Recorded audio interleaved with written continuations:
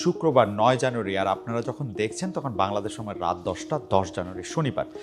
যাই হোক, উচিত কথা বলার ক্ষেত্রে প্রথমেই যেই কথাগুলি আমাদের অনেকবার করে আগেও বলতে হয়েছে, এখনও বলতে হচ্ছে, কারণ এটা একটা, আমরা ধরে নিতে পারি যে এটা একটা নির্বাচনের মৌসুম। বাংলাদেশের জাতীয় সংসদ নির্বাচন হতে আর মাত্র ১ মাস বাকি, অন্তর্বর্তী সময় শেষ হতে যাচ্ছে। সব ঠিক থাকলে ডক্টর ইউনূস সরকার সোয়া এক মাস বা বড় জোর ১.৫ মাস সময় পাচ্ছেন, কারণ তাকে ক্ষমতা হস্তান্তর করতে হবে, ক্ষমতার মসনদে বসবে নির্বাচিত রাজনৈতিক দল। কিন্তু যেসব দল নির্বাচনে প্রতিযোগিতায় আছে, দেশের জন্য তাদের কর্মসূচি কি কি থাকবে তা এখনো জনগণের সামনে পেশ করেনি। এখন পর্যন্ত বিএনপি ও তার সাথে প্রধান দলগুলো শুধু ৩১ দফার কথাই বলতেছে, ৩১ দফার বিষয়টিকে সামনে আনতেছে। অন্যদিকে জামায়াত, এনসিপি ও তাদের সঙ্গী দলগুলো বলছে জুলাই সনদের কথা, দুর্নীতিমুক্ত বাংলাদেশের কথা, এই আইন বিচার ও শাসন বিভাগের ভারসাম্যর কথাও সেখানে আছে। জাতীয় নির্বাচন কিভাবে হওয়া উচিত, ক্ষমতা হস্তান্তর কিভাবে হবে, এগুলিতে জোর দেওয়া হয়েছে। কিন্তু সামনের দিন শেষে কিভাবে পরিচালিত হবে শিল্প, বিনিয়োগ, জ্বালানি নিয়ে কি করবে নতুন সরকার, কেমন হবে উন্নয়ন, অগ্রগতি, কর্মসংস্থান কিভাবে নিশ্চিত করতে চায় মানে নতুন সরকারটা আসলে কি করবে, জনগণের জন্য কি করবে, এইসব নিয়ে দলগুলো ভাবনা চিন্তা পরিকল্পনা আমরা জানতে চাই। এসব নিয়ে ইশতেহার এখনও আমরা পুরোপুরি দেখে উঠতে পারিনি বা কেউ এখনও পেশ করেনি। কোনো প্রার্থীর কথাতেও আমরা এটা খুব ভালো বুঝতে পারতেছি না। হয়তো সকলেই সেগুলি প্রস্তুত করছেন তার মতো করে। বিএনপির ইশতেহার বা মেগা প্রকল্প নিয়ে আমরা আজকে একটু কথা বলতে পারি, যেহেতু প্রধান দুই জোট এই ইশতেহার করতেছেন। একটা বিএনপির কথা বলতে পারি, আরেকটা জামায়াতের নেতৃত্বে যে জোট আছে তারাও আসলে কথা বলছেন। আমরা আগে দেখি যে বিএনপির প্রধান নেতা, যিনি এখন আসলে চেয়ারপারসন, সেই তারেক রহমান কি বলছেন, আসুন আমরা একটু বোর্ডে দেখি। তিনি বলছেন বিএনপির অন্যতম, আসেন আমরা পড়ি, দেখতে পাচ্ছেন তো, তাই না? বিএনপির অন্যতম লক্ষ্য হলো আমরা কোনো মেগা প্রকল্পে যাব না। মেগা প্রকল্প মানেই মেগা দুর্নীতি, মেগা প্রকল্প মানেই মেগা দুর্নীতি, মেগা প্রকল্প মানেই মেগা দুর্নীতি। মানে বিএনপির অন্যতম লক্ষ্য এটা যে তারা কোনো মেগা প্রকল্পে যাবে না, কারণ মেগা প্রকল্প হচ্ছে মেগা দুর্নীতি। ইন্টারেস্টিং, মেগা প্রকল্প মেগা দুর্নীতি। আমরা একটু মেগা প্রকল্পের দিকে, মানে ওনার এই উদ্ধৃতিটা আমাদের আমাদের আমাদের আমাদের ঠিকানার head of content Shahidul Islam এটা লিখেছেন। তার আপনি দেখতে পাচ্ছেন যে খুব সুন্দর লেখা, কিন্তু আরেকটা লাইন জায়গা হয় নাই, ওই লাইনটা আমি একটু আপনাদের বলি। দুর্নীতির লাগাম টেনে ধরতে হবে। আওয়ামী লীগ যখন গণ অভ্যুত্থানের মুখে পালিয়ে গেল, সেই ২৪ অগাস্ট থেকে বিএনপির ভারপ্রাপ্ত চেয়ারম্যান তারেক রহমান সামনের দেশ গঠন নিয়ে মানে নিজ দলের নানা ভাবনা চিন্তা তুলে ধরেছেন, কিন্তু সেখানে কোনো মেগা প্রকল্প থাকবে না, এটা আসলে কেমন কথা? তিনি দুর্নীতির লাগাম টেনে ধরতে চান, ভালো কথা, দুর্নীতির লাগাম টেনে ধরতেই হবে। আসলে দুর্নীতি যেই অবস্থায় আছে, যে অবস্থায় ছিল, সেই অবস্থায় এটা থাকতে পারে না। কিন্তু মেগা প্রকল্প করবেন কিন্তু কোনো রকম দুর্নীতি থাকবে না, এই চ্যালেঞ্জটা তিনি নিতে চান না কেন? সেই পুরনো আলাপে করতে হয় যে মাথা ব্যথায় কি আমরা মাথাটাই কেটে ফেলি, নাকি মাথা রেখে ব্যথামুক্ত হওয়ার একটা দাওয়াই নেই, একটা ওষুধ খাই যে না মাথাটা থাক, ব্যথাটা চলে যাক, নাকি আমরা মাথাটা একদম আলাদা করে ফেলি? রাষ্ট্র আর সরকার জিনিসটা যদি আপনারা খেয়াল করেন তাহলে দেখবেন যে এটা কিন্তু আসলে একটা চলমান বিষয়। সেখানে শর্ট টার্ম থাকবে, মিড টার্ম থাকবে, লং টার্ম থাকবে, এই সব পরিকল্পনাগুলি নিয়েই এগিয়ে যেতে হবে। দীর্ঘমেয়াদী পরিকল্পনার অংশ হিসাবে থাকবে আসলে বড় বা মেগা প্রকল্প। একটি দেশে মেগা প্রকল্প থাকবে না, এটা কি কোনো বাস্তব ভিত্তিক কোনো পরিকল্পনা হতে পারে? সচেতন একটি সরকার বেহুদা কোনো মেগা প্রকল্প নেবে না, এইটা খুব যৌক্তিক কথা, এটা হইতে পারে, এটা একটা যৌক্তিক অঙ্গীকার হইতে পারে। মানে কিন্তু মেগা প্রকল্প থাকবে না, মানে আপনি বোর্ডটার দিকে তাকান, বিএনপির অন্যতম লক্ষ্য যে আমরা কোনো মেগা প্রকল্পে যাব না, মেগা প্রকল্প মানেই হচ্ছে মেগা দুর্নীতি। শেখ হাসিনা রেজিমে মেগা প্রকল্প দুর্নীতি নিয়ে ডক্টর ইউনূস আমলে আমরা ক্রমাগত নানা সমালোচনা শুনে আসছি। আমরা বাস্তব ভিত্তিকও দেখতে পাচ্ছি যে এসব মেগা প্রকল্পের অনেকগুলি আসলে নেওয়া হয়েছিল আওয়ামী লীগ আমলের যারা সুবিধাভোগী, যাদেরকে আমরা অলিগার্ক বলি, সরকার প্রধান সহ সেই সব সুবিধাভোগীদেরকে সুবিধা দেওয়ার জন্য। আওয়ামী আমলে একদল বিশেষজ্ঞকে আমরা বারবার দেখেছি মেগা প্রকল্পের গুণকীর্তন করতে। এখন আরেক দল বিশেষজ্ঞ দাঁড়িয়ে গেছেন যারা ক্রমাগত মেগা প্রজেক্টের নিন্দাবন্ধ করছেন, এগুলি কতটা বেহুদা কাজ ছিল সেই কথা বলছেন। মানে জনাব তারেক রহমান, আপনি নিশ্চয়ই ওই বিশেষজ্ঞরা যারা আপনাকে খুশি করার জন্য, শুধু খুশি করার জন্য বিগত সরকারের সব কাজের সমালোচনা করছেন, তাদের কথায় খুব খুশি হবেন না, এটা আমরা আশা করি যে আপনি যৌক্তিকভাবে এটা বিবেচনা করবেন। আপনি খেয়াল করলে দেখবেন যে ডক্টর ইউনূস সরকার বিগত কোনো মেগা প্রকল্প বন্ধ করে দিয়েছে, এটা আমরা শুনি নাই। আগামী নির্বাচনে জিতে যদি বিএনপি ক্ষমতায় আসে, তবে জনাব তারেক রহমান প্রধানমন্ত্রী হবেন, এটা একরকম নিশ্চিতই বলা যায়। তাকে অবশ্যই, আমি আবার বলি, আমি জোর দিয়ে বলি, তাকে অবশ্যই ঢাকা মেট্রো রেল প্রকল্পের বেশিরভাগ রুট যেগুলো এখনো বাকি, কারণ মোটের উপর 5% ঢাকাকে ওই মেট্রো রেল দিয়ে এটার আয়তায় আনা হয়েছে। বাকি এই মেট্রো রেল প্রকল্পের বেশিরভাগ রুট যেগুলি বাকি আছে সেগুলো এগিয়ে নিতে হবে। রূপপুর পারমাণবিক বিদ্যুৎ কেন্দ্র যখন উৎপাদনে যাবে সেটা আসলে আগামী সরকারের সময় পুরা প্রস্তুত থাকা ঢাকা এয়ারপোর্টের 3য় টার্মিনালের কার্যক্রম শুরু করতে হবে 26-এর নির্বাচিত সরকারকেই। শেখ হাসিনা আমলে নির্মিত বলে কি ডক্টর ইউনূস সরকার 3য় টার্মিনাল ফেলে রাখবেন? না, ফেলে রেখেছেন। আসলে আমল যারই হোক, এগুলি কিন্তু ভাই সাহেব শোনেন, এগুলি কিন্তু জনগণের টাকা, মানে আমাদের টাকা, কিন্তু এগুলি জনগণের টাকা খরচ করে গড়ে তোলা দেশের সম্পদ। সেই সম্পদ নিয়ে হেলাফেলা বা মানে এক ধরনের মান অভিমান, না আমি এটা পারবো না, আমি এটা করবো না জাতীয় কথা কখনোই গ্রহণযোগ্য হতে পারে না। আপনি মেগা প্রকল্প করবেন না, কারণ হচ্ছে যে মেগা প্রকল্পে দুর্নীতি হয়, এইটার থেকে আপনি বাইরে আসেন। আপনি বলেন মেগা প্রকল্পও করবেন, দুর্নীতিও করবেন না। আমি জানি দুর্নীতি আপনার জন্য একটা ইস্যু। দুর্নীতি নিয়ে আসলে আপনার সরকারকে বড় ধরনের চ্যালেঞ্জের মুখে আপনাদের পড়তে হবে, কিন্তু তাই বলে আবারও বলি, মাথাটা কাইটে ফেলানোর চেষ্টা করেন না। এগুলি আমাদের টাকাগুলি যা যথেচ্ছ ব্যবহার যেন না হয়, সবচেয়ে উপযুক্ত ব্যবহার যাতে হয় সেটা যাতে আপনি নিশ্চিত করেন। এবার আসি যে বিএনপির যে সম্ভাব্য ইশতেহার, যেখানে হচ্ছে শিক্ষিত বেকারদের জন্য বেকার ভাতার কথা বলা হয়েছে, সেইটার একটু দেখি আমরা এটার মধ্যে অবস্থাটা কি। মোটামুটি গত 1 বছর ধরে বিএনপির শীর্ষ নেতারা বলেছেন যে তারা সরকারে গেলে চাকরি না পাওয়া পর্যন্ত তারা সরকারে গেলে চাকরি না পাওয়া পর্যন্ত তারা কি করবেন? শিক্ষিত বেকারদের বেকার ভাতা দিবেন। এটা ঘোষণা তাদের ইশতেহারও থাকবে, এখন পর্যন্ত এমন খবরই পাওয়া যাচ্ছে। এটা নিশ্চিতও বলা যায় যে কারণ বিএনপি সামাজিক যোগাযোগ মাধ্যমে বেকার ভাতার বিষয়টি যেমন, বা বেকার ভাতার ঘোষণাটি যেমন গুরুত্ব দিয়ে প্রচার করতে শুরু করেছে, তাতে মনে হয় যে তারা আসলে এইটা করবে। এখন ঘটনাটা আমরা দেখি যে মূলত কোটা বৈষম্যের বিরুদ্ধে চাকরি প্রার্থী আন্দোলন থেকেই মূলত আওয়ামী সরকারের পতন ঘটে। তাই কি এই জন্যই কি শিক্ষিত প্রার্থীদের বেকার ভাতার ঘোষণা, শিক্ষিত বেকারদের জন্য কি বিএনপি বেকার ভাতার ঘোষণা দিতেছে? কারণ কোটা প্রার্থীদের একটা আন্দোলন এখানে বুঝাইতেছে যে বাংলাদেশে সরকারের জন্য সবসময় চাকরি বা যারা বেকার থাকতেছেন, ইনকাম করতেছেন, সেটা একটা বড় ব্যাপার। এছাড়া অন্যভাবে জিনিসটিকে আমরা দেখতে পারি যে আওয়ামী লীগের বয়স্ক ভাতা, মেয়াদের শেষ দিকে সর্বজনীন পেনশন, এগুলি নিয়ে যে আওয়াজ, তার বিপরীতে নতুন কিছু দাঁড়করণের উদ্যোগ বিএনপির, মানে নতুন কিছু না করলে এই কথা যদি বলা হয় যে আগের আমলেই ভালো ছিল, আগের আমলে আমরা এটা পেয়েছি সেটা পেয়েছি, সোশ্যাল সেফটি নেটগুলি অনেক স্ট্রং ছিল, তার বিপরীতে নতুন কিছু দাঁড় করানোর উদ্যোগ কি নিতেছে? কিন্তু এখানে প্রশ্ন কিন্তু রয়ে যায় যে এক্ষেত্রে শিক্ষিতের সংখ্যা কিভাবে এটা নির্ধারিত হবে? মানে বেকার ভাতা আসলে কারা পাবেন? শুধুই স্বাক্ষর জ্ঞান, matric pass, IA pass, BA pass, MA pass, শিক্ষিত বেকার নাকি অশিক্ষিত বেকার? বেকার ভাতাটা আসলে কীভাবে দেওয়া হবে? এটা মুখে যেভাবে বলা হচ্ছে সেটা আসলে পরিকল্পনা করা হচ্ছে, নাকি এটা শুধু কথাই থাকতেছে? দেশে আপনার নিশ্চয়ই মনে আছে বা আপনি নিশ্চয়ই জানেন না, আপনারা যারা দেখতেছেন তারা তো বটেই, যারা পলিসি মেক করতেছেন, যারা তারেক রহমান আছেন, তারেক রহমানের কাছাকাছি যারা আছেন, তারা নিশ্চয়ই জানেন যে দেশে শিক্ষিত অশিক্ষিত দু রকমের বেকারই আছে। আসলে আমরা শিক্ষিত অশিক্ষিত সেটা ডিগ্রি দিয়ে এরকম একটা ভাগ করবো কিনা সেটাও একটা কথা।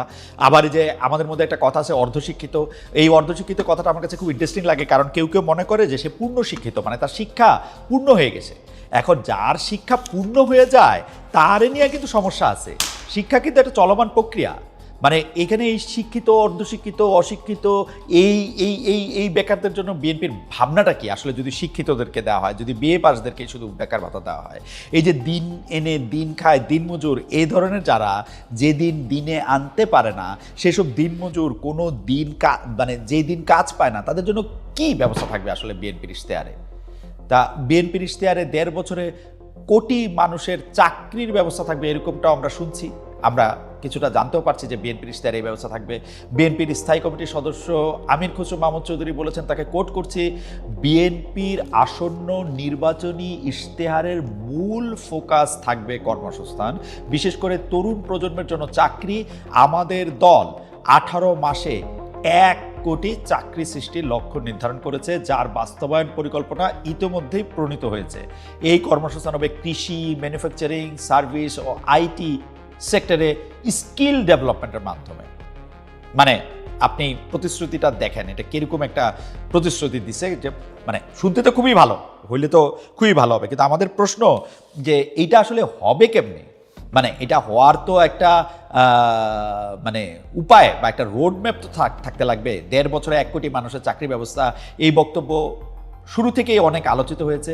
এটা কি মানে গত বছরে সম্ভবত, হ্যাঁ দেখে বলি 8 নভেম্বর, মানে বিদায় বছরে 8 নম্বর রাজধানীর হোটেল ইন্টারকন্টিনেন্টালে এই কথা বলা হয়েছিল। কিন্তু আবার বলি যে 1.5 বছরে 1 কোটি মানুষের চাকরির ব্যবস্থা কি বাস্তবধর্মী কোনো প্রস্তাব?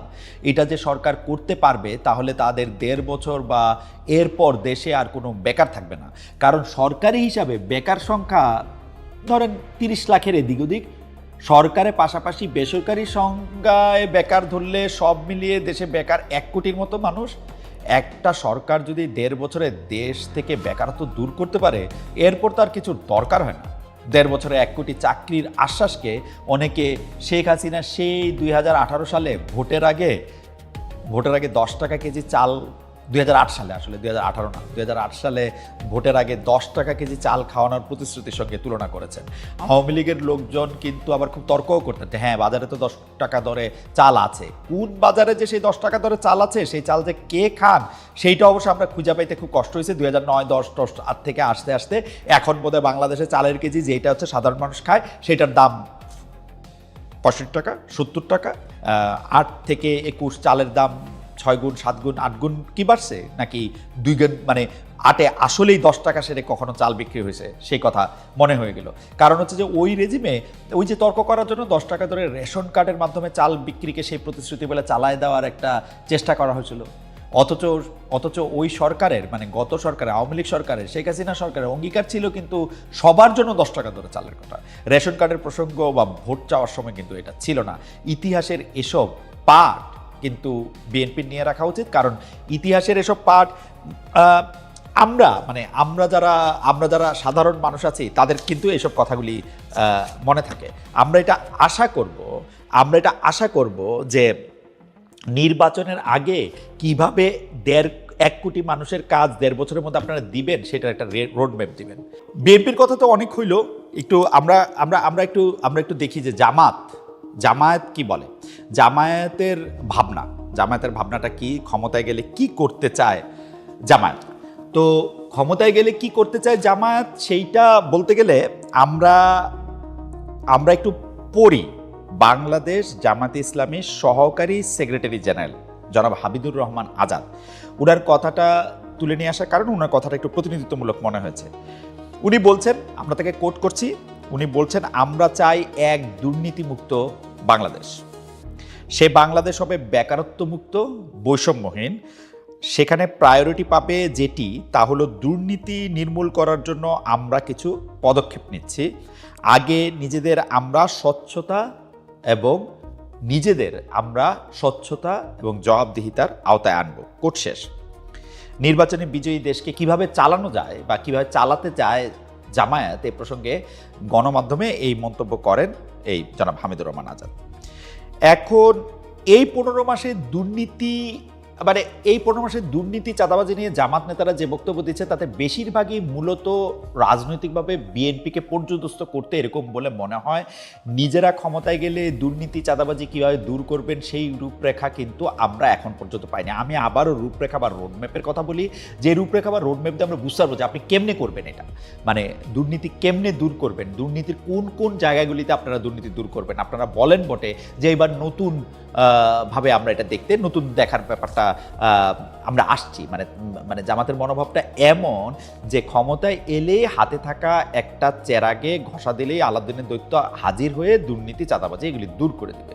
জোট আমলে আমরা দুর্নীতিতে পরপর চ্যাম্পিয়ন হতে, মানে কয়েকবার, কেউ বলেন 3 বার, কেউ বলেন 4 বার, কেউ বলে 5 বার চ্যাম্পিয়ন হওয়া বাংলাদেশের যে বদনাম তার কোনো ভাগ নিতে চায় না জামায়াত। অথচ সেই সরকারে জামাতের 2 জন গুরুত্বপূর্ণ মন্ত্রী ছিলেন, তাদের তাদের তাদের তাদের ক্ষেত্রে তারা জামায়াত অবস্থানটা নেয় যে শুধু বিএনপি সরকার পুরোটাই দুর্নীতিগ্রস্ত ছিল, শুধু জামায়াতের 2 মন্ত্রণালয়ে বা জামায়াতের 2 মন্ত্রী যে মন্ত্রণালয় ছিলেন সেখানে দুর্নীতি ছিল না, কিন্তু বাকি সব মন্ত্রণালয়ে দুর্নীতি থাকলো।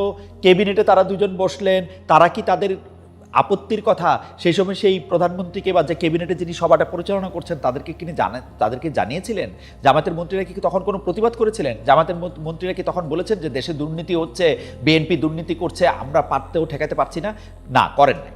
কারণ তখন তখন তখন তখন তখন তাদের কাছে মনে হয়েছে যে না, এই প্রতিবাদ করলে অন্য শক্তিশালী হবে বা তাদের অবস্থান দুর্বল হবে। তারা মন্ত্রী থেকে যেতে চেয়েছিলেন 5 বছর, সেই জন্য তারা কিন্তু ওই সময় প্রতিবাদ করেন নাই। এখন যেটা তারা বলছেন যে বিএনপি দুর্নীতি করেছে, তারা দুর্নীতি করে নাই, তাদের 2 মন্ত্রী নাকি দুর্নীতি করে নাই। জামায়াতের অনেক পুরনো স্লোগান আছে, আল্লাহর আইন চাই, কোরআনের শাসন চাই, ইসলামী শরিয়ার হুকুমতের বিষয়ে তাদের অনেক নেতার বক্তব্য আছে। তাই তাদের ভোট দিলে কোট আনকোট বেহেশতের টিকিট পাওয়া যাবে, শেষ বিচারের দিনে শুধু দাড়িপাল্লা থাকবে।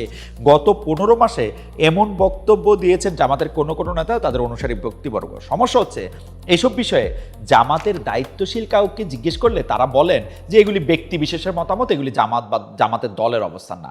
আমি এখানে একটা জিনিসের প্রতি আপনাদের দৃষ্টি আকর্ষণ করতে চাই। আল্লাহর আইন চাই মানেটা কি? মানে বাংলাদেশে কি আল্লাহর আইন নাই? মানে আল্লাহর আইন নাই এরকম কোনো কিছু এই এই এই এই জিনিস কি পৃথিবীতে আছে আসলে? মানে আল্লাহর আইনের বাইরে বা আল্লাহর আওতার বাইরে কি কোথাও জায়গা আছে? এখন আপনি বলতে পারেন যে আমরা মানি না সেটা, এখন রাষ্ট্রীয়ভাবে সেই আইন নিশ্চিত করা গেলে তারপরে সেটা আমরা মানতে শুরু করব। আমি এই কথার সাথে আপনাদের সাথে একদম একমত না। যে আইন মানে তার পিছনে পিছনে পুলিশ না থাকলেও সে আইন মানে। রমজান মাসে আমার যে বন্ধু রোজা রাখে, আমার যে আত্মীয় রোজা রাখেন, যে আমরা রোজা রাখি, তারা কি আসলে মানে আমাদের পিছনে পিছনে পুলিশ লাগে যে এরকম প্রচণ্ড গরমে পানির তৃষ্ণায় যখন বুকের ছাতি ফেটে যাচ্ছে তখন আমরা বাথরুমে গিয়ে কোত করে একটু পানি খেয়ে ফেলি? এর পিছনে কি আমাদের পুলিশ লাগে? আমরা যখন কোনো একটা জায়গায় গেলে শুকরের মাংস খেতে অস্বীকৃতি জানাই তখন কি আমাদের পিছনে পুলিশ লাগে? লাগে না তো। আপনি কি করে মনে করলেন যে যারা দুর্নীতি করতেছেন তারা হচ্ছে আল্লাহর কথা শুনতেছেন না, কোরআনের কথা শুনতেছেন না, তারা শুনবেন শফিকুর রহমানের কথা? এটা কি প্র্যাকটিক্যালি পসিবল? তারপর আবার দেখেন এইবার মানে জামায়াত যাদের সাথে নির্বাচনী সমঝোতা করতেছে তাদের মধ্যে কিছু দল আবার হচ্ছে ইসলামী খেলাফত ছাড়া আর অন্য কোনো শাসন ব্যবস্থা আস্থা রাখেন না। এই 15 মাসে জামায়াত সহ এই দলগুলি আবার বেশি সোচ্চার হচ্ছে জুলাই স্পিরিট বা জুলাই সন্ধ্যা। আগে প্রথমে আমি তাদের খেলাফতের ব্যাপারটা আমরা আসি। আমরা কিন্তু বারবার তাদের প্রশ্ন করছি যে আপনারা যে খেলাফত চাইছেন এই মানে এই খেলাফতটা আপনারা কিভাবে কার্যকর করবেন, মানে বা কাদের মতো করে কার্যকর করবেন? তারা এক এক সময় এক এক রকম কথা বলেন এবং তারা এটা এই পৃথিবীর কোন দেশের খেলাফতের আদলে তারা এটা করবেন, অর্থাৎ পৃথিবীর কোন দেশের শরিয়া আইনের মানে আদলে তারা এটা করবেন, তারা এটা পরিপূর্ণ জবাব দেন না। তারা বলেন যে এটা পরে এইটা ঠিক করবেন। খুবই ইন্টারেস্টিংলি তারা বলে যে আমরা আগে নির্বাচিত হই, তারপরে আমরা এটার মধ্যে থেকে এটা বলবো যে এটার মধ্যে আমরা এটা কি করব। মানে জনগণকে আপনারা আগে বলবেন না? কেন বলবেন না? আমরা শুনি আমরা শুনি যে আমরা কিরকম একটা দেশ, কিরকম একটা আইন, কিরকম একটা কি পেতে যাচ্ছি, সে শুনলে তো অসুবিধা নাই। আমি জামায়াতের গঠনতন্ত্র অনুযায়ী একটি বিষয় শুধু পরিষ্কার যে তাদের দলের নীতি নির্ধারক হিসেবে অন্য কোনো ধর্মের কেউ আসতে পারবে না, থাকতে হবে শুধু সহযোগী হিসাবে। তারপরও এবার তারা একটি আসনে একজন হিন্দু ধর্মাবলম্বীকে প্রার্থী ঘোষণা করে কিছুটা চমক দেখিয়েছে। অন্যদিকে বিভিন্ন বিশ্ববিদ্যালয়ে আপনারা দেখেছেন যে অন্যদিকে বিভিন্ন বিশ্ববিদ্যালয়ে ছাত্র সংসদ নির্বাচনে জামায়াত অনুসারীরা জামাত অনুসারী ছাত্র সংগঠনের বা জামায়াতের মানে এদের মধ্যে কেউ কেউ আছেন আবার কিন্তু তারা মানে জামায়াত অনুসারী যে ছাত্র সংগঠন আছেন, ছাত্র শিবির, তাদের সরাসরি তাদের হয়ে নির্বাচন করেন নাই, কিন্তু তারা ছাত্র শিবির এবং জামায়াতের অনুসারী। পরবর্তীতে তাদের সকল কথায়, স্লোগানে, বক্তব্যে সেটি বোঝা গেছে, কিন্তু তারা সেটি মানে যখন তারা নির্বাচন করেছেন তারা তখন এটা বলেন নাই। কিন্তু যারা বলেছেন তারাও যেভাবে প্রচার প্রচারণায় অংশ নিয়েছেন, সেইখানে জামায়াতের নারী নীতি বা ইসলামী ছাত্র শিবিরের নারী নীতির সাথে তাদের প্রচারণা যা কিছু বলেছেন তা একটু সাংঘর্ষিক কিনা, তা থেকে তারা সরে আসছেন কিনা, এমন এমন এমন এমন এমন যারা মনে করেছিলেন বা আমরাও যাদেরকে প্রশ্ন করেছিলাম তারা এরকম উত্তর দিয়েছিলেন যে হ্যাঁ, কিছু সংস্কার তারা করতে পারবেন, কিন্তু সেই সব সংস্কারের লক্ষণ কিন্তু আমরা আসলে সংসদে দেখি নাই। তো এইটা ইন্টারেস্টিং ঘটনা যে জামায়াত তার সারা বাংলাদেশে তারা প্রার্থী দিয়েছে, তারা এখানে কোনো নারী প্রার্থী দেয় নাই। আমরা এনসিপির কথা বলতে পারি, এনসিপির বেশ কয়েকজন গুরুত্বপূর্ণ নারী নেত্রী কিন্তু জামায়াতের সাথে যখন জোটটা হতে থাকলো তখন তারা বললেন যে তারা আসলে নির্বাচন করবেন না, এবং তারা এই যে প্রতিবাদ জানিয়ে বের হয়ে গেলেন বা নির্বাচন করতে না চাইলেন, সেইটা কিন্তু এনসিপির যারা নীতি নির্ধারক আছেন তারা এটাকে খুব বেশি গুরুত্ব দেন নাই। কোনো রকম নারী প্রার্থী ছাড়াই তারা আবার জামায়াত জোটের সাথে সম্পৃক্ত হলেন। এই দায় কিন্তু আমরা আসলে জামাতরে দিতে পারবো না। অন্যদিকে যখন কিছুদিন আগে আমরা শুনেছিলাম যে দলের সর্বোচ্চ নীতি নির্ধারক, জামায়াতের সর্বোচ্চ নীতি নির্ধারকদের পক্ষ থেকে নারীদের কাজ 8 ঘন্টা কমিয়ে 5 ঘন্টা করা, পরে আবার এগুলির আমরা নানা রকম ব্যাখ্যা শুনেছি, কিন্তু এই কথা ঠিক যে মানে জামায়াতে ইসলামীর মনে করে বা জামায়াতে ইসলাম যারা সমর্থন করে তারা মনে করে যে নারীদের আসলে কাজ না করে যদি নারীরা ঘরে থাকে তাহলে এটা আসলে ভালোই হবে। এটা এছাড়া জামাতের জোট সঙ্গী হিসাবে মানে এটা তাদের কথা, এটা একদম পরিষ্কার যে নারীদের কাজ, পুরুষদের কাজ, এরকম কাজ যেরকম আলাদা আলাদা করা আছে, সেই ক্ষেত্রে তারা নারীরা ঘরে থাকলে তারা একরকম খুশি। আবার যদিও তারা মুখে অনেক সময় বলে যে আমরা তো মেয়েদের কাজের পরিবেশ ঠিক করতে চাই, সেই ক্ষেত্রে ছেলেরা মেয়েরা একসাথে কাজ করার বা তাদের নিরাপত্তা নিশ্চিত করাটাই মূল লক্ষ্য, নারীদেরকে ঠিক ঘরবন্দি তারা করতে চান না, এই কথাও বলেন। কিন্তু আমরা জামাতের জোট সঙ্গী হিসাবে বা ভোট সঙ্গী হিসাবে যাদেরকে পাই তাদের মধ্যে এমন কিছু দল রয়েছে যারা নারীদের উচ্চশিক্ষা, সহশিক্ষা বিশেষ করে প্রকাশ্য সমালোচনা করে থাকেন। সহশিক্ষা, তাদের উচ্চশিক্ষা না হলে এই দলগুলি একই সঙ্গে বর্তমানে আফগানিস্তানের তালেবান মডেলের শাসন মানে মানে মানে তালেবান মডেলের শাসন বা তালেবানরা কোন দিকটা খারাপ করতেছে আফগানিস্তান দিকে বেশি করে তাকানো, সেই দিকেও একটু নজর দিতে বলেন। নির্বাচনী ইশতেহারে বিষয়গুলি এগুলি পরিষ্কার করা হবে আমরা আশা করি। কিন্তু আমি আরেকটা জিনিস একটু খেয়াল করতে পারি যে ভারত বিরোধিতা আর তালেবান বিরোধিতা কি একসঙ্গে যায়? আমরা কিন্তু দেখতে পাই যে তালেবানদের এখন সবচেয়ে বড় বন্ধু হচ্ছে মোদী সরকার। অন্যান্য অনেক ইসলামিক কায়দায় না, শুধু ইসলামী শরিয়ায় পরিচালিত অনেক রাষ্ট্রের সাথে আফগানিস্তানের সেই অর্থে কূটনৈতিক সম্পর্ক না থাকলেও আমরা দেখেছি তালেবান পররাষ্ট্রমন্ত্রী ভারতে গিয়েছেন, লাল গালিচা সংবর্ধনা তাকে দেওয়া হয়েছে। আমাদের ক্রিকেট নিয়ে আমরা তা নিয়ে আলাদা করে কথা বলবো নিশ্চয়ই, যেটা জাতীয় ক্রিকেট কূটনীতিতে ভারতের অবস্থান বা ভারতের সঙ্গে ক্রিকেট কূটনীতি নিয়ে নিশ্চয়ই আমরা আরেকটু কথা বলতে চাইবো। কিন্তু আমরা খেয়াল করলে দেখব রাশিদ খান আফগানিস্তান ক্রিকেট দলের আমার মনে হয় যে এখন পর্যন্ত আফগানিস্তান ক্রিকেট দলে যত খেলোয়াড় আসছেন তাদের মধ্যে সবচেয়ে ভালো খেলোয়াড়, যে সবচেয়ে স্টার, সবচেয়ে তারকা খেলোয়াড়, তিনি কিন্তু মুস্তাফিজকে না নেওয়ার ক্ষেত্রে ভারতীয় সিদ্ধান্তকে স্বাগতই জানিয়েছেন। মানে আমরা দেখেছি যে তিনি মনে করছেন যে এটি ঠিকই আছে, এটি আসলে এরকমই করা দরকার ছিল।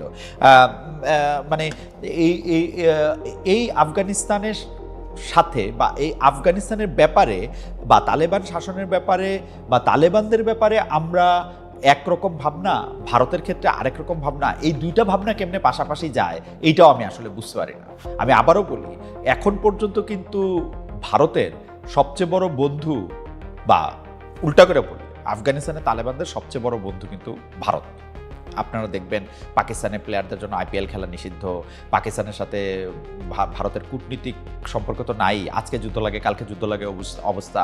অথচ আফগানিস্তানের খেলোয়াড়রা শুধু আইপিএলে বা তাদের অভ্যন্তরীণ ক্রিকেটে খুব ওয়েলকামই না, তারা তাদের পক্ষে হয়ে মন্তব্য দেন, তাদের লোকেরা সেখানে সফর করেন, আফগানিস্তানকে বন্ধু বলেন। মানে এটা একটা অদ্ভুত পরিস্থিতি আর কি। ক্রিকেটের কথায় আসি, জাতীয় ক্রিকেট দলের সাবেক অধিনায়ক তামিম ইকবাল, তামিম ইকবালের কথাটা আসলে আমি একটু পড়ে শোনাই। এটা হচ্ছে অবশ্যই এই মুস্তাফিজ প্রসঙ্গে। সেখানে তিনি বলছেন, মানে তামিম ইকবাল বলতেছেন, মুস্তাফিজকে আইপিএল থেকে সরিয়ে দেওয়া অবশ্যই দুঃখজনক, কোনো সন্দেহ নেই। কিন্তু আমি যদি বোর্ডে থাকতাম তাহলে আমার সিদ্ধান্ত হতো দেশের ভবিষ্যৎ ও সব কিছু চিন্তা করে। হুট করে একটা মন্তব্য করে দেওয়া জটিল, তবে একটা কথা মাথায় রাখতে হবে, অনেক সময় সমালোচনা করে অনেক কিছু সমাধান করা, অনেক সময় আলোচনা করে অনেক সময় আলোচনা করে অনেক কিছু সমাধান করা যায়। বিশ্ব ক্রিকেটে বাংলাদেশের অবস্থান কি, বাংলাদেশের ভবিষ্যৎ কি হতে পারে, সব কিছু চিন্তা করে আমার সিদ্ধান্ত আমি নিতাম। মূলত আমরা আমরা আমরা আমরা আমরা দেখতে পাচ্ছি এখানে আরেকটু, এটা যদি আমরা একটু দেখি, যে আমরা দেখতে পাচ্ছি যে সরকারের নির্দেশেই টি-20 বিশ্বকাপ খেলতে ভারত যেতে না চাওয়ার কঠোর সিদ্ধান্ত, সরকারের নির্দেশেই কঠোর সিদ্ধান্তটা নিয়েছে বিসিবি, এমন গুঞ্জন কিছুদিন ধরেই চলছে। নাম প্রকাশে অনিচ্ছুক বোর্ডকর্তাদের বরাতে বিভিন্ন সংবাদ মাধ্যমের খবরও উঠে এসেছে। শুরুতেই এত কঠোর পদক্ষেপের ভাবনা ছিল না তাদের, মানে তারা শুরুতেই এত কঠোর পদক্ষেপ নিতে চাইছিলেন না, কিন্তু সরকারের হস্তক্ষেপেই তারা বাধ্য হয়েছেন। তামিম ইকবালের কথাও সেটির ইঙ্গিত ফুটে উঠেছে। ক্রীড়া মন্ত্রণালয় ছেড়ে এক আসিফ, মানে আসিফ মাহমুদ সজীব ভুঁইয়া চলে গেছেন, নতুন দায়িত্ব পেয়েছেন আরেক আসিফ, মানে আমাদের doctor Asif Nazrul, professor Asif Nazrul sir, যার মানে ঠিক আছে, তার ব্যাপারে আরেকদিন অন্য কথা বলবো না। এই প্রসঙ্গে আসি, গণতন্ত্র চর্চার জন্য সোচ্চার কণ্ঠ আসিফ স্যার কেন বিষয়টি বিসিবির উপর ছেড়ে দিলেন না? সেটা কি নিজে শুধু পপুলিস্ট থাকতে? অরাজনৈতিক এই সরকার অনেক বিষয়ই কেন বাস্তবতার বদলে ফেসবুকে লাইক ও লাভ রিয়েক্ট বেশি পাওয়ার প্রবণতা দেখাচ্ছে শুরু থেকেই, সেটা বিস্ময়কর কাণ্ড বটে। মানে ধরেন, যেই সরকারের ভোটের জন্য আবার জনগণের চাইতে হবে, যে সরকারের হচ্ছে যে খুব পপুলিস্ট সিদ্ধান্ত নিতে তারা বাধ্য, তারা এরকম অনেক কিছু করে। কিন্তু এই সরকারের ঘটনাটাকে আমি বুঝি না। মানে এই সরকারের দেখলে মনে হয় যে তারা মানে মানে একটা কথা আছে না, মানে তারা স্ট্যাটাস দিয়া, মানে পুরো কথাটা অনেকটা এরকম, পাগলের সুখ মনে মনে স্ট্যাটাস দিয়া লাইক গুলি। আসলে সব কাজ এই সরকারের সব কিছুই মনে হয় সোশ্যাল মিডিয়াতে তাদের অ্যাপ্রুভাল রেটিংয়ের উপরে তারা ডিপেন্ড করে। বড় বড় কাজগুলির ক্ষেত্রে অবশ্য জনগণ কি বললো না বলো তারা খুব একটা পাত্তা দেয় না। আপনাদের মনে আছে যে মানে ঢাকার মনে করা যায় না, চিটাগাং বন্দর থেকে শুরু করে অন্য অন্য অনেক কিছুতেই তাদের জনগণের কথা পাত্তা দিতে হয় না, কিন্তু জনগণের কথায় মানে পাত্তা দেওয়াটাও এই সরকার আবার খুব, যে বিষয়গুলিতে খুব পপুলিস্ট, সেসব পপুলিস্ট সিদ্ধান্ত যেসব ক্ষেত্রে চলে, সেই কথা বলার ক্ষেত্রে সরকার এক ধাপ আগায় থাকে। এই কথাই তামিম ইকবাল একটু বলতে চেয়েছেন। তার বক্তব্য থেকে আরেকটু ধার করি, বাংলাদেশের ক্রিকেট বোর্ডকে আমরা ইন্ডিপেন্ডেন্ট বডি মনে করি। অবশ্যই সরকার এই ইন্ডিপেন্ডেন্ট বডি আমরা যেটাকে বলতেছি সেটার অনেক বড় অংশ, এবং সরকারের সঙ্গে আলোচনা করতে হবে। কিন্তু তারা যেহেতু ইন্ডিপেন্ডেন্ট বডি, তাদেরও নিজস্ব কিছু সিদ্ধান্ত থাকতে হবে বা থাকা উচিত। তামিম ইকবাল বলছেন, তারা যদি মনে করে কোনো সিদ্ধান্ত নেওয়া সঠিক, সেটা নিতে হবে, কারণ লোকের মতামত অন্যরকম, অনেক রকম থাকবে। কিন্তু সব কিছু সেভাবে চিন্তা করলে এত বড় প্রতিষ্ঠান চালাতে পারবে না। এত বড় প্রতিষ্ঠান সব কিছু এভাবে চিন্তা করলে